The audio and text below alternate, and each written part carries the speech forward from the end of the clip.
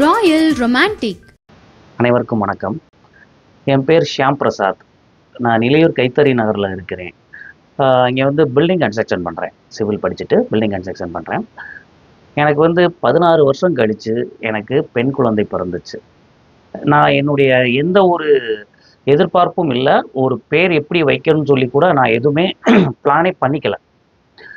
அப்போது எங்கள் ஆஃபீஸ் பக்கத்தில் ஒருத்தர் என் நண்பர் இருக்கார். அவருடைய குழந்தைக்கு வந்து சார்கிட்ட தான் பேர் வச்சுருக்காங்க. அந்த குழந்தைக்கு வந்து அவங்க நல்லா இருக்காங்க, நல்லா படிக்கிறாங்க, நல்லா இருக்காங்க.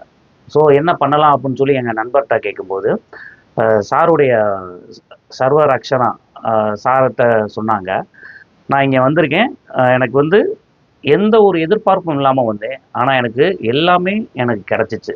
நான் எந்த பேரும் நினைக்காம வந்திருக்கேன். ஆனால் அவங்க கொடுத்த பெயர்கள் வந்து எனக்கு ரொம்ப திருப்தி. நல்ல பெயரை வந்து அவங்க செலக்ட் பண்ணியிருக்காங்க.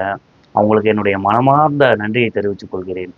நான் நியூமராலஜி மட்டும்தான் நினச்சிட்டு வந்திருந்தேன். ஆனால் இங்கே வந்து சார் வந்து ஒரு 5 விஷயத்த சொன்னார்.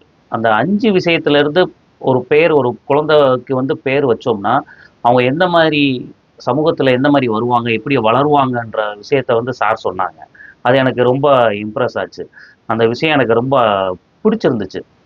ஸோ இந்த மாதிரி யாருமே இது வரைக்கும் நாம் கேள்விப்பட்டதில்ல. ஆனால் சார் வந்து நல்ல ஒரு புதுமையான இது சொல்கிறாங்க.